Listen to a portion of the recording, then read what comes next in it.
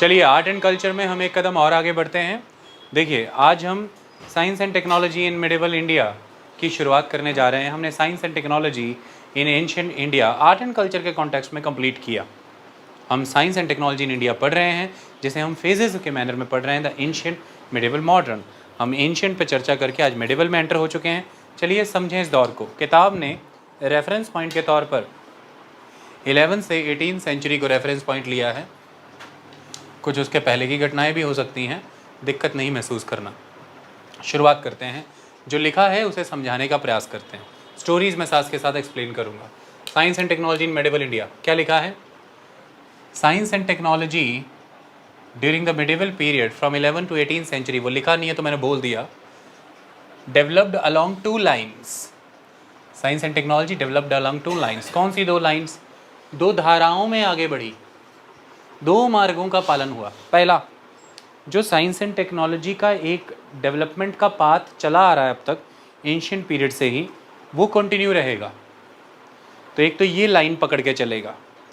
दूसरा, एक second path create होगा जिसमें जो साइंस एंड टेक्नोलॉजी भारत में है, वो जो भी अब नई संस्कृतियां भारत में आएंगी उनके साथ संपर्क में आके, उनके साथ कांटेक्ट इस्टेब्लिश होने से जो एलिमेंट्स उनसे गेन करने हैं वो गेन करेंगे, और जो डिस्कार्ड करने हैं उसे डिस्कार्ड करेंगे।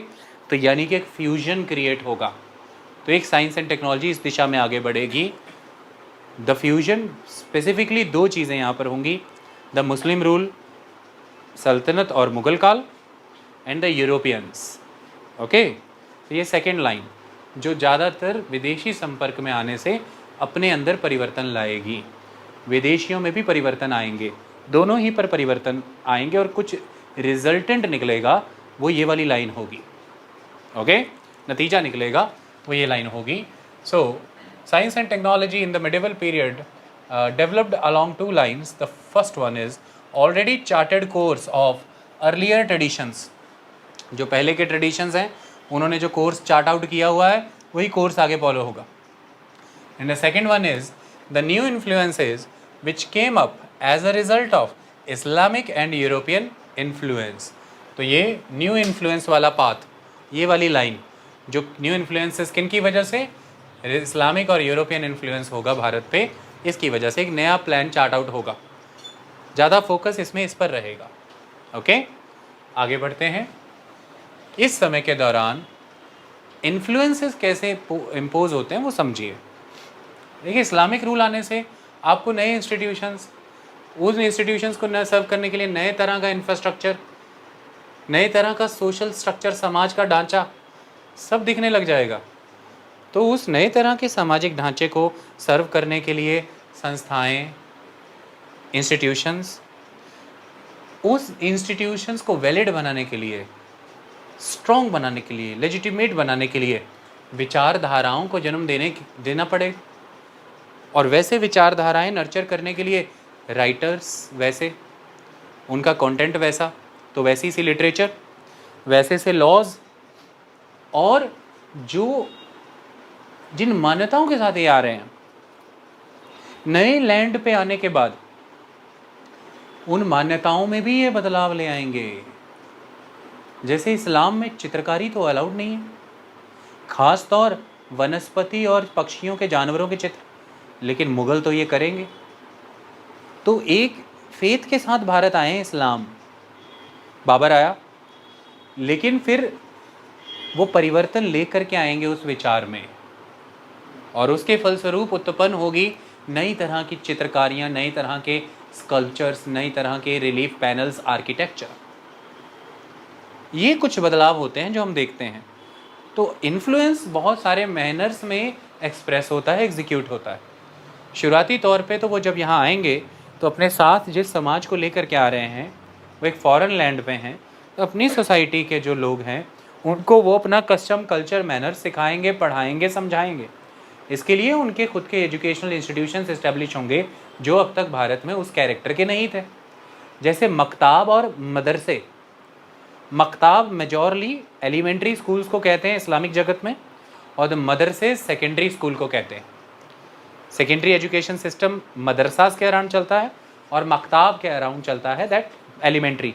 इसको मैं और स्पेसिफिसिटी में जब ढूंढने गया तो ये निकल करके आता है कि मकताब आप ओवरऑल स्कूल को कह देते हैं, या गवर्नमेंट बिल्डिंग्स भी हो सकती हैं मकताब्स, लेकिन जब मदरसों की बात आती है तो वो स्पेसिफिक हो जाते हैं विद द करिकुलम एजुकेशन, जो कि ज़्यादातर रिलीजियस रहती है।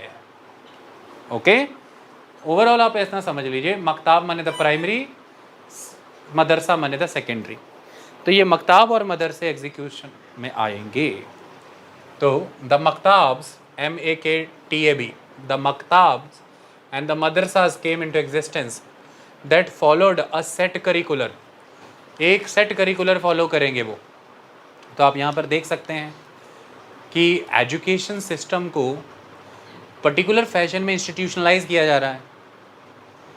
अभी तक क्या हो रहा था भारत में, एजुकेशन सिस्टम के कॉन्टेक्स्ट में क्या हो रहा था, ज़्यादातर गुरु शिष्य परंपरा के माध्यम से एजुकेशन आगे बढ़ रहा था। गुरुकुल हुआ करते थे और वहाँ पर सेंट्रल फोकस इस बात पर होता था कि एक बेहतर व्यक्तित्व कैसे बनाया जाए। बेहतर व्यक्तित्व सेंट्रल फोकस था, ठीक है। जो पॉलिटिक्स को रिक्वायरमेंट अब ये है कि क्षत्रिय का पुत्र है या पुत्री है, तो जो पॉलिटिक्स को, ब्राह्मण है तो जो एजुकेशन या प्रीस्टली ड्यूटीज़ को, टेम्पल ड्यूटीज़ को, वैश्य है तो आर्टिजनल जॉब्स। तो जिस तरह का वर्ण आश्रम था, जिस व्यवस्था से वर्ण आश्रम से वो व्यक्ति बिलोंग करता था, उस हिसाब से उसकी स्पेसिफिक टीचिंग होती थी। लेकिन अदरवाइज ओवरऑल एक जनरल सिलेबस यही रहता था कि एक बेहतरीन व्यक्तित्व कैसे बनाया जाए, नैतिकता पर खड़ा चरित्र, मोरालिटी पर ही फोकस होता था, धर्म पर बात होती थी, पाप पुण्य पर बात होती थी, नैतिक अनैतिक पर ही बात होती थी, बल इस बात पर ही रहता था, चरित्र गढ़ा करते थे। गुरु का कार्य चरित्र गढ़ना था। आई बात समझ में? तो बहुत ज़्यादा कुछ सेट करिकुलर उसमें फोकस नहीं करता है। चरित्र गढ़ने के लिए ज़्यादातर वो बहुत सारे मेटाफोरिकल पेडागोगिकल इक्विपमेंट्स यूज़ कर सकते हैं, जैसे कि वो उन्हें कोई लाइव एक्सपीरियंस से शिक्षा दे सकते हैं, किन्हीं के साथ हुई मुलाकात से एक्सपीरियंस दे सकते हैं, वो उन्हें कई टास्क अकॉर्ड कर सकते हैं कि चाहे भिक्षा मांग करके लेकर के आएँ। तो देयर वर मैनी थिंग्स जिसके वाया वो लाइफ लाइक लेसन सिखाया करते थे। आई बात समझ में? और अलग अलग मान्यता और संप्रदाय से जुड़े हुए गुरुकुल अलग अलग तरह की पद्धति फॉलो करते थे। मंदिरों में शिक्षा दे दी जाती थी, गुरुकुलों में शिक्षा दी जाती थी, शिवालयों में शिक्षा दे दी जाती थी, राजघराने के अंदर भी शिक्षा दे दी जाती थी। शिक्षा देने का एक काम, वोकेशनल ट्रेनिंग और कोर्स सिखाने का काम बड़े बड़े गिल्ड होते थे वो भी किया करते थे। गिल्ड अपने अंदर सब्सक्राइब्ड लोगों को, यानी कि जो श्रेष्ठी समुदाय थे, वो खुद में ज्वाइन हुए लोगों को वो सारी कलाएं सिखाते थे जिससे, जिस टास्क से जुड़ा हुआ है वो guild.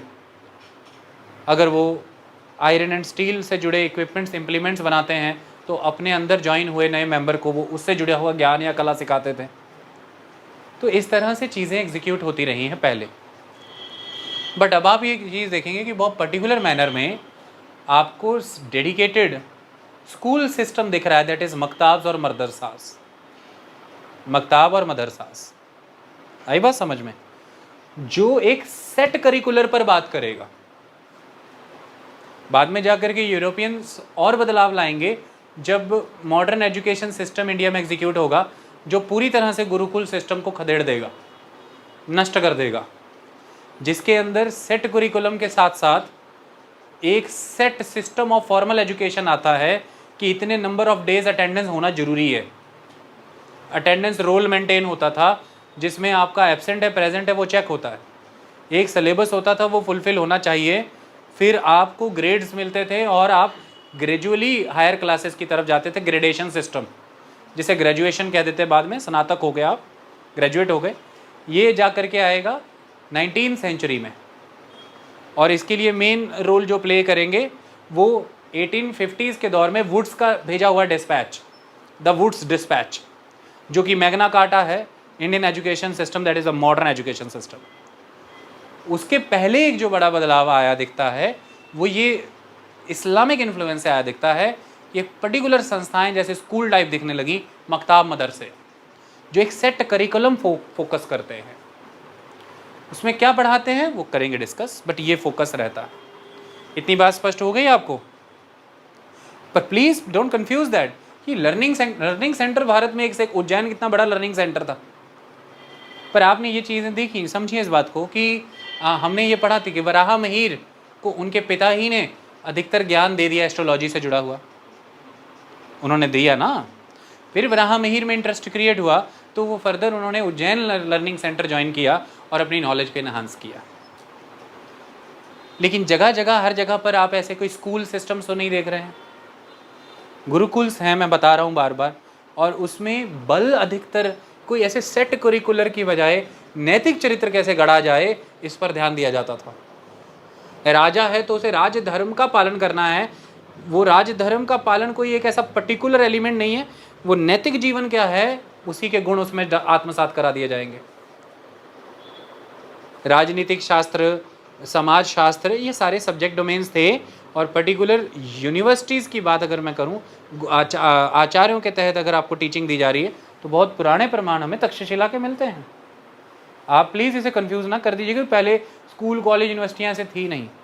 Dedicated centre of learning they were present in India. Takshashila was the centre, Chandragupta वहाँ पढ़ा हुआ है, और नालंदा वाज द सेंटर। बेअंत बुद्धिस्ट सेंट्स वहाँ पर पढ़ते थे, मॉन्क्स वहाँ पर पढ़ते थे, स्टूडेंट्स पढ़ते थे। इंटरनेशनली उनका एंट्रेंस एग्जाम कंडक्ट होता था और वो वहाँ पर एंट्री पाते थे और पढ़ाई होती थी उनकी। ये थे, बट प्रत्येक घर के प्रत्येक व्यक्ति यानी कि बच्चों को पर्टिकुलर मैनर में ये अटेंड करना ही है। मदरसाज, मकताब्स, इस तरह का फैशन, ये particular fashion based institutional system of schools आपको इस्लामिक पीरियड में मदरसे और मकताब के रूप में दिखेगा। आई बात समझ में? चले आगे। तो the maktabs and madrasas came into existence that followed a set curricular. ये set curricular word is important, ये अलग होते हैं इसी कारण से बाकियों से। These institutions used to receive royal patronage. तो देखिए इन्हें रॉयल पैट्रोनेज मिला करता था। यही कारण है कि इस समय में अधिक बल मकताब मदरसों का ग्रोथ बहुत होगा। गुरुकुल सिस्टम को एक सेटबैक होगा क्योंकि जो हिंदू राजघराने हैं उनका डिक्लाइन हो जाएगा। और मैं ये नहीं कह रहा हूँ कि पूरे भारत में, हम यही गलती करते हैं हमेशा कि हम मिडेवल इंडिया को सिर्फ नॉर्थ इंडिया समझते हैं। यही समय में दक्षिण में बहुत से साम्राज्य आगे आएंगे। एक बड़ा शासनकाल विजयनगर शासकों का भी रहेगा। दक्षिण में बाहमनी किंगडम्स आएंगी, उनका भी रूल लंबे समय तक चलेगा। तो ऐसा नहीं है, लेकिन हाँ बड़ा प्रभावित क्षेत्र जो भारत का है, घना आबादी क्षेत्र, वो मुस्लिम शासन के अधीन आ जाएगा। और रॉयल पैट्रोनेज मकताब और मदरसों को मिला करती थी, तो वो प्रॉस्पर होंगे, ये बट ऑब्वियस है। और जिनसे आश्रय पुराने गुरुकुलों को या पुरानी संस्थाओं को मिलता था, जैसे नालंदा, तक्षशिला, जैसे गांव भेंट दे दिए जाते थे उन्हें, पशु दान दे दिए जाते थे उन्हें, जिनसे वो संस्थाएं चलती थीं, वो धीरे धीरे डिक्लाइन की ओर चली जाएंगी। जो कि जो आश्रय देते हैं वही गिर गए, वो राजघराने ना रहे, वो रूल नहीं रहा। और दूसरी मैंने बात बताई है कि जो इस्लाम जब भारत में आएगा ये अग्रेसिव मोड में आएगा। तो शुरुआती तौर में आप देखें कुतुबुद्दीन ऐबक के समय में ही जब ईस्ट के कैंपेन होंगे तो बख्तियार खिलजी के द्वारा बुद्धिस्ट सेंटर ऑफ लर्निंग तोड़े जाएंगे। आई बात समझ में? तो जो लाइब्रेरीज हैं, जो सेंटर ऑफ लर्निंग्स हैं, आश्रय तो दूर की बात हो जाती है, उनको नुकसान भी शुरुआत में पहुंचाया जाता है। बाद में धीरे धीरे उसे स्थिर किया जाएगा। तो एक सिस्टम ऑफ लर्निंग डिक्लाइनिंग की तरफ जाता दिखेगा, एक सिस्टम ऑफ लर्निंग को रॉयल पैट्रोनेज मिलेगा, तो उनका प्रोग्रेस करना बट ऑब्वियस होता है। मकतार और मदरसों को राजघराने का आश्रय मिलेगा, रॉयल हाउसेस का सपोर्ट मिलेगा, इसलिए तेजी से विकसित भी होंगे। Okay, so the maktabs and the madrasas came into existence that followed a set curricular. These institutions used to receive royal patronage. और अरेबिया से, ईरान से, फारस से, सेंट्रल एशिया से, तुर्की से, दूर दराज से स्कॉलर्स यहाँ बुलाए जाएंगे बच्चों को पढ़ाने के लिए। स्कॉलर्स आते थे। इस समय के इन दो व्यक्तित्वों का जिक्र बहुत ज़रूरी है। टू ब्रदर्स शेख अब्दुल्ला और शेख अजीजुल्ला। दे वर स्पेशलिस्ट इन रैशनल साइंसेस, जिन्हें कहा गया था मगुलात, MAGULAT, मगुलात। ये रैशनल साइंसेस में एक्सपर्ट थे। मतलब अगर आप थोड़ा आगे बढ़ते हैं तो आप देखेंगे कि मुस्लिम टाइम में, ख़ासतौर मुग़लों के समय में, जो करिकुलर है स्टडी का, उसमें कोशिश की गई है कि एग्रीकल्चर, मैथमेटिक्स जिसमें सारी ब्रांचेज आएंगी, जैसे एरिथमेटिक, ज्योमेट्री, ट्रिग्नोमेट्री, एस्ट्रोनॉमी, यानी कि साइंस से जुड़ी ब्रांचेज ऐड की जाएं, ये कोशिश होगी। तो इसलिए आप देख पा रहे हैं कि ये दो व्यक्ति जो रैशनल साइंसेस से एसोसिएटेड हैं, शेख अजीज़ुल्लाह और शेख अब्दुल्ला, ये दोनों मगुलात के विकास में काम करेंगे। और ये दोनों ही हेड करते रहे हैं मदरसेस, जैसे कि संभल और आगरा में। Okay, they were the important personalities. So there was the temperament in the teachers, there was the push कि रिलीजियस स्टडी और कन्वेंशनल सब्जेक्ट्स के साथ साथ हम वर्ल्ड लेवल पर प्रोडक्शन और डेवलपमेंट टेक्निक्स में भी कंटेम्प्रेरी बने रहें, इसके लिए साइंस को पुश मिले। ये चीज़ें हैं और आपको दिखेंगी भी अभी। ओके, तो ये इनका जिक्र इस वजह से यहाँ पर आया है।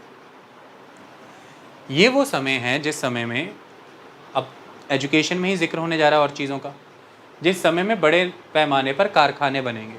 कारखाने बने द वर्कशॉप्स, और इन कारखानों को मेंटेन कौन करेंगे? The kings and the nobles.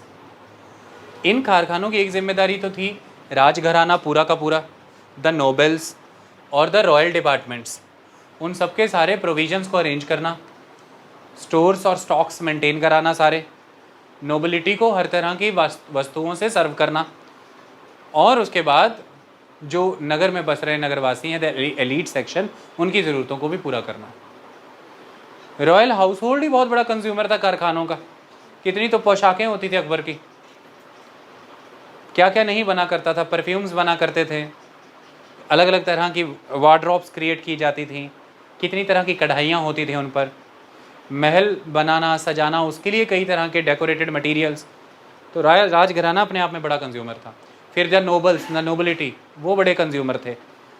इसलिए तो हमारे आर्टिजन्स ख़त्म हुए ना जब ब्रिटिशर्स आए, क्योंकि मुग़ल दरबार डूबा और उनसे एसोसिएटेड दरबारी नोबिलिटी भी डूब गई। तो उन आर्टिजन्स के प्रोडक्ट जहाँ कंज्यूम होते थे वो डिमांड ही ख़त्म हो गई। एक फैक्टर ये भी तो था। तो कारखाने बड़े पैमाने पर इन प्रोविजंस को सर्व करते थे, लेकिन इसके साथ साथ कारखाने बड़ी भूमिका निभाते थे। किस काम में? कारखाने लोगों को स्किल्स इम्पार्ट करते थे। जैसे जो काम पहले श्रेष्ठी समुदाय कर रहे हैं, द श्रेणीज, यानी कि the guild, merchant guilds, the producer guilds, वो काम अब फैक्ट्री सेटिंग में हो रहा है, कारखाने कर रहे हैं। आज भी तो आप लोग का जो भी कोर्स होता है उसमें ये रिक्वायरमेंट होती है कि लास्ट सेमेस्टर फैक्ट्री में लगाना है। ट्रेनिंग बोलते हो आप लोग, वो फर्जी बना लेते हो सर्टिफिकेट। फैक्ट्री जाना चाहिए ना जेन्युइन मैनर में, तो लेकिन जुगाड़ उगाड़ लगा के बना लेते हो। तो वो पहले से ही कंसेप्ट है, वो कॉन्सेप्ट तभी से एग्जिस्ट कर रहा है। ध्यान रखना वहाँ।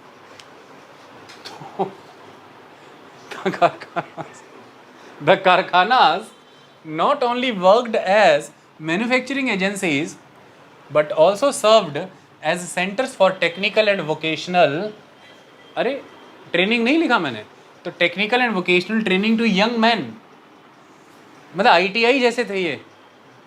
वो इंडस्ट्रियल ट्रेनिंग इंस्टीट्यूट नहीं जैसे आजकल बना रहे अपन ITI, 6 महीने कोर्स, साल 2 साल 3 साल का डिप्लोमा। ये कारखाने टेक्निकल और वोकेशनल कोर्स कराते थे। जिसको थ्योरेटिकल करना है वो उधर निकल लो, दूसरा लंबा कोर्स। जिसको वोकेशनल ट्रेनिंग लेनी है सीधा +2 के बाद जॉब, वो इधर, मतलब +2 तब नहीं होती होगी, मैं एग्जाम्पल दे रहा हूँ। तो कारखाने प्रॉपर फैक्ट्री सेटिंग के रूप में लोगों को ट्रेनिंग देने लगे। तो इधर भी दिख रहा है एजुकेशन की फील्ड में काम ये भी चल रहा है कि जिसको हस्तकला सीखनी, काम सीखना, वो इधर आ जाओ। Muslim rulers attempted to reform the curriculum of schools. मैंने बताया कैसे उन्होंने साइंसेस को इंड्यूस करने की कोशिश की इन सब्जेक्ट्स में। मैं क्या बता रहा हूँ, पहले हमेशा ही शिक्षा पद्धति में ज़्यादा बल नैतिकता पर आधारित चरित्र गढ़ने का होता था। आप कहेंगे साइंस नहीं था भारत में, टेक्नोलॉजी पढ़ा के तो हटाऊँ, एंशिएंट इंडिया में था। व्यक्ति काम कर रहे हैं। आचार्य पिंगला ने कितना काम किया, आर्यभट्ट ने काम किया, वराहमिहिर ने काम किया, ब्रह्मगुप्त ने काम किया, सब काम कर रहे हैं। लेकिन एक लार्जर टेम्परामेंट सोसाइटी का इस तरह की कोई साइंटिफिक एजुकेशन लेना ऐसा नहीं है। और ये कोई ऊंचा नीचा फील करने वाली बात भी नहीं है। कई समाज आज भी भारत में है, वो बहुत ज़्यादा फोकस इस बात पर कर रहे हैं कि हमें हिस्ट्री, पॉलिटी, इकोनॉमी पढ़ना है। पर कुछ इलाके हैं भारत में वो लगे ही हुए हैं इस बात पे कि फिजिक्स, केमिस्ट्री, बायो ही पढ़ना है, फिजिक्स, केमिस्ट्री, मैथ ही पढ़ना है। एक देश में भी आज के समय में एक ही समय में हो सकता है उनके वहाँ पर जो रोज़गार के अवसर है, वो प्रशासनिक सेवाएं हैं, वो सब्जेक्ट करके उन्हें प्राप्त कर लेते हैं। लेकिन दूसरे क्षेत्र में हो सकता है कि इस तरह की इकाइयाँ लगी हैं, ऐसे इंडस्ट्रियल यूनिट्स लगे हैं कि वहाँ इंजीनियर बन के ही जॉब मिलती है। तो ये तो आज भी हो रहा है। तो एक बाय एंड लार्ज माहौल होता है समाज का। तो जब हम एंशिएंट भारत की बात करते हैं तो शिक्षा पद्धति के अंदर राजनीति शास्त्र, नीतियाँ, वेद पुराणों का अध्ययन, प्रकृति के साथ कैसे समन्वय बनाकर चलना है, कैसे हमने उसके साथ सिंक्रोनाइज होकर के चलना है, समाज में सम्मान का भाव कैसे होना चाहिए, लॉ एंड ऑर्डर कैसे मेंटेन करना है, ये सब सब्जेक्ट ज़्यादा प्रोमिनेंट थे। इन विषयों पर काम होता था और गिल्ड्स जो थे उन पर जिम्मेदारी थी कि वो कल्चरल रिफाइनमेंट करके साइंटिफिक डेवलपमेंट्स करते रहें। स्टोन्स को कैसे बेटर ड्रेस करना है बिल्डिंग बनाने के लिए, वुडन प्लैंक की बजाय क्या मटेरियल यूज़ करें कॉलम बनाने के लिए, है ना, वो अपना करते रहते थे उधर। लेकिन यहाँ पर एक सेट करिकुलम बेस्ड अब स्कूल्स एग्जिस्टेंस में आ रहे हैं और उन सेट करिकुलम को रिफाइन करने की कोशिश हो रही है कि इन्हें मोर और मोर साइंटिफिक बनाया जाए, करिकुलम एडवांस्ड किया जाए। बात को समझिए।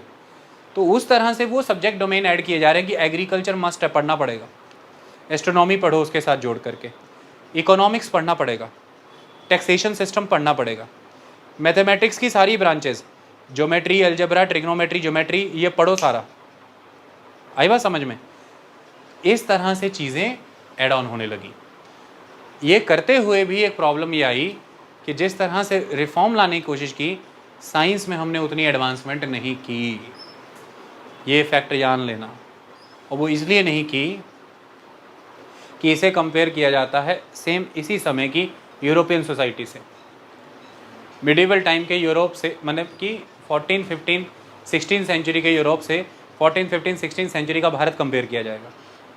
वो इस समय में साइंस में बहुत डेवलप होंगे। उसका कारण है वो कई शताब्दियों के अंतकाल से बाहर आए होंगे, कई सेंचुरीज़ के ब्लैक एजेस से बाहर निकले हैं वो, और वो एक रेवोल्यूशन हुआ है वहाँ पर जिसे हम नाम रेनेसेंस दे रहे हैं। रेवोल्यूशन इसका मतलब एक रेडिकल चेंज आया है कि हर चीज़ को देखना ही रैशनल पर्सपेक्टिव से। कोई वो चीज़ जो प्रमाणित ना हो, एक्सपेरिमेंट्स पर खड़ी ना उतरे, मानेंगे ही नहीं।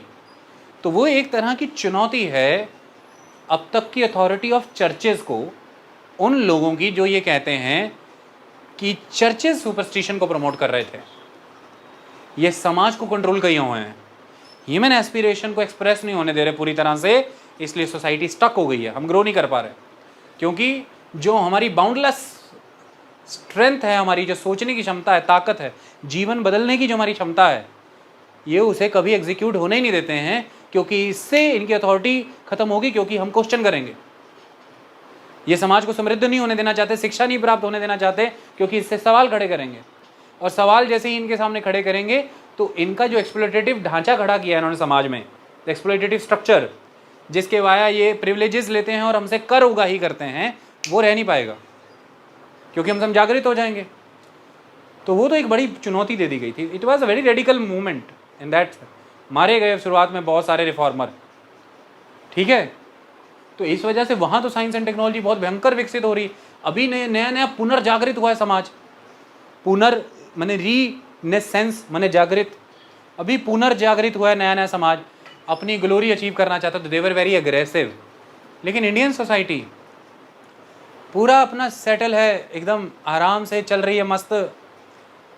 सेंट्रल एशिया में किसी को कुछ मिल नहीं रहा है, घास के मैदान सूख रहे हैं, घोड़े भाग रहे इधर उधर, किधर कुछ नहीं मिलता, कहते चलो इंडिया में कुछ एक मुल्क सुना है जहाँ सेटल्ड एग्रीकल्चर होता है, बहुत ही लॉ एंड ऑर्डर एकदम मेंटेन रहता है, भव्य मंदिर बनते हैं, क्योंकि वेल्थ बहुत है, वेल्थ बहुत है। चलो चलते हैं वहाँ पे। ओवरऑल अगर इस जगह पे इंडिया को देखेंगे, उस समय का पाकिस्तान, म्यांमार, नेपाल, भूटान, भाई सब इसी में है, बांग्लादेश। जब ओवरऑल इंडियन सब कॉन्टिनेंट को देखेंगे, you can not compare Central Asian land with the Indian land. The diversity of the climate, the high altitude region, the low land agri fertile tract, 2400 kilometre का आपको फर्टाइल ट्रैक्ट मिल रहा है। गंगा का मैदान, गंगा सिंधु ब्रह्मपुत्र का मैदान कहाँ है? कहाँ है? मुझे दिखाओ वहाँ पे। कोस्टल बेल्ट्स मिल रही हैं आपको, क्या फसलें नहीं हो रही यहाँ पर? इंटेंस पैडी एग्रीकल्चर हो रहा है, वीट कल्टीवेशन आप कर रहे हैं, तमाम दुनिया भर की फसलें उगाई आप कर रहे हैं, मसाले यहाँ पैदा हो रहे हैं। तो कहने का मतलब एक हज़ारों वर्षों की कल्चर्ड सोसाइटी जो स्किल्ड है एग्रीकल्चर में, जो स्किल्ड है ट्रेड एंड कॉमर्स में, जो स्किल्ड है system of revenue and taxation में, जो स्किल्ड है डिफरेंट गवर्नमेंटल इंस्टीट्यूशंस में, जो लॉ एंड ऑर्डर में जीना सीख गए हैं, सभ्य समाज, तो वो वहाँ से एंट्री होती रहेगी। यही कारण है कि बाबर इधर को आएगा, और यही कारण है कि पहले तुर्क आएंगे। वो गजनी की और घोरी की लड़ाई ही पैसे की है, उसे अपने क्षेत्र को मजबूत करना है। वो पैसा किधर है? जो सभ्यता समृद्ध है और वो इधर ही बैठी है, तो पैसा इधर से ही मिलेगा। इतने समृद्ध हैं ये लोग कि इन्हें लगता है युद्ध होंगे ही नहीं। ये भारत इतना सुनिश्चित बैठा है, कहता कहाँ कुछ है, नैतिक समाज है, सब कितना अच्छा है, धर्म से सब चल रहे हैं, पीठ पे वार कोई नहीं करता, हथियार गिरे हुए दुश्मन को मारना नहीं, औरतों पे हथियार नहीं उठाने, बच्चों पे आक्रमण नहीं करना, कहाँ कुछ है, सब ठीक है, सब सही चल रहा है। वो आए, उनका बेटा ये चलता नहीं, उधर एक ही गेम चलती है कि जिसकी शमशीर मजबूत, जिसके हाथ में तुम्हारा सर है, बस उसी का शासन है।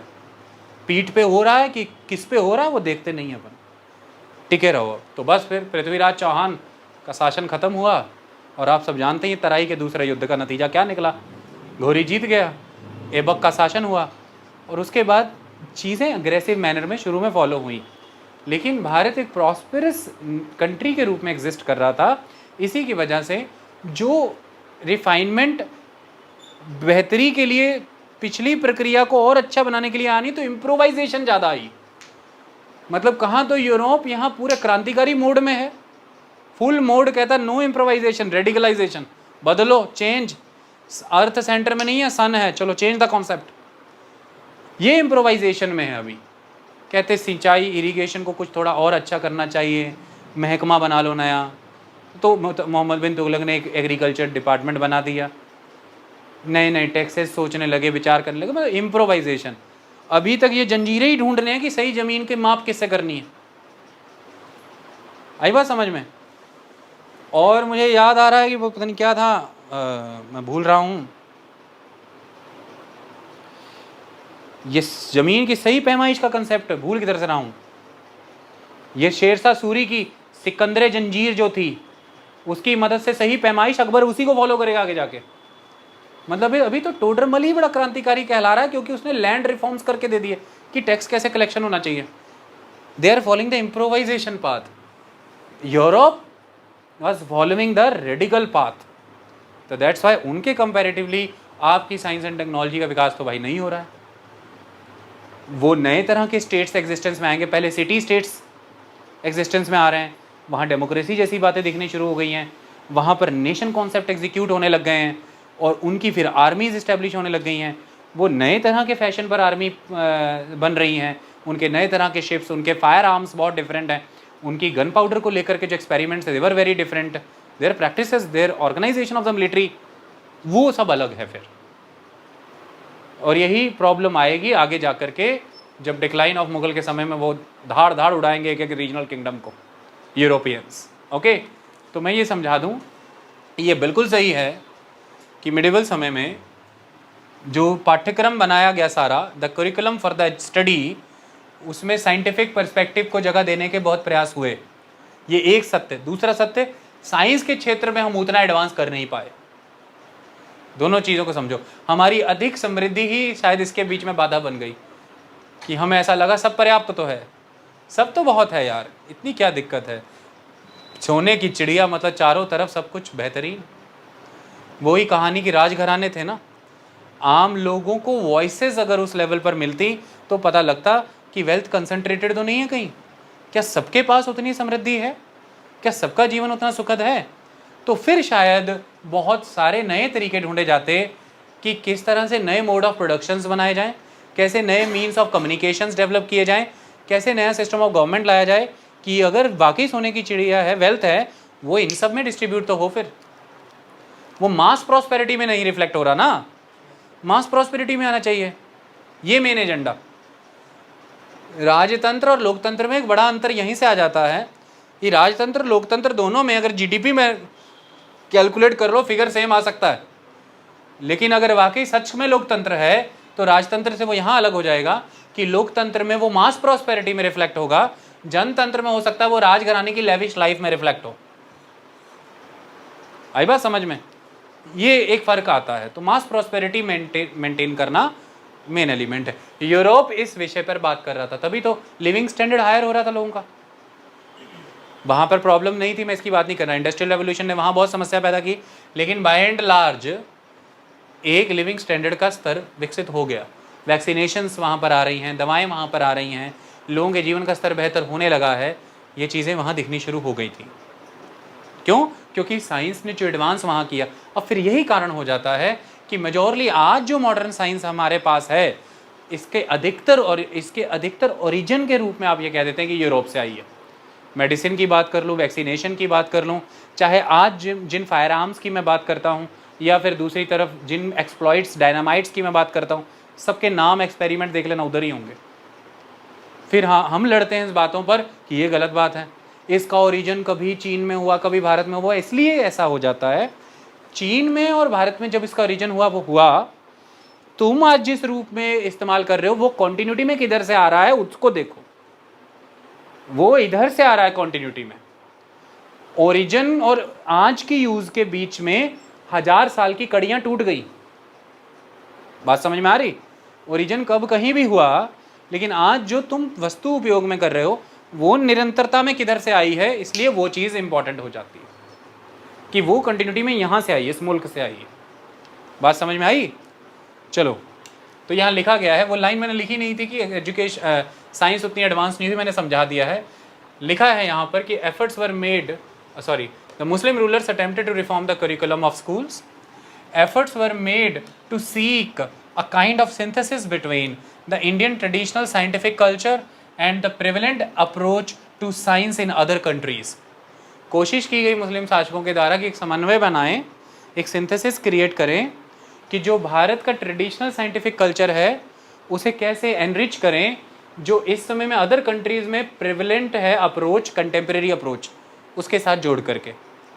ओके, तो ट्रेडिशनल साइंटिफिक कल्चर इंडिया का, उसे विश्व भर में उस समय में जो कंटेम्प्रेरी साइंटिफिक डेवलपमेंट्स हैं उसके साथ जोड़ने का प्रयास करने की कोशिशें तो हुई हैं, ये तो हमें मानना पड़ेगा। ओके, चलें आगे। चलो, वेरी गुड। ये इसी कॉन्टेक्स्ट में हमने पढ़ लिया, मिडिवल इंडिया की साइंस एंड टेक्नोलॉजी का थोड़ा मूड हमारा सेट हो गया। अब डोमेन बाय डोमेन चलते हैं। बायोलॉजी की शुरुआत हो रही है यहाँ पर। क्या कहते हैं यहाँ पर? 13th सेंचुरी में ये स्कॉलर हुए जिनका नाम है हमसादेव। हमसादेव, हम बायोलॉजी कर रहे हैं ना, तो 13th सेंचुरी यानी कि मिडिवल टाइम में हमसादेव हुए हैं, जिन्होंने क्या, कौन सी पुस्तक कंपाइल की है? मृग, जो बुक में एज इट इज़ लिखा है, पहले मैंने वो शब्द लिखा, मृगपासी शास्त्र। मृगपासी शास्त्र, इसको क्या कहने का मतलब है? ब्रैकेट में लिखा है मृग पक्षी शास्त्र। मृग पक्षी शास्त्र माने science of animal and birds. ये बुक कौन सी है? The science of animal and birds. मृग मने एनिमल, पक्षी मने बर्ड्स, शास्त्र मने वो उसी का साइंस। तो science of animal and birds ये हमसदेव की है 13th सेंचुरी की, मृगपसी शास्त्र। ओके, which gives, तो हमसदेव in the 13th century compiled मृगपसी शास्त्र which gives a general, though not always scientific, बहुत ज़्यादा साइंटिफिक नहीं पर हाँ, which gives a general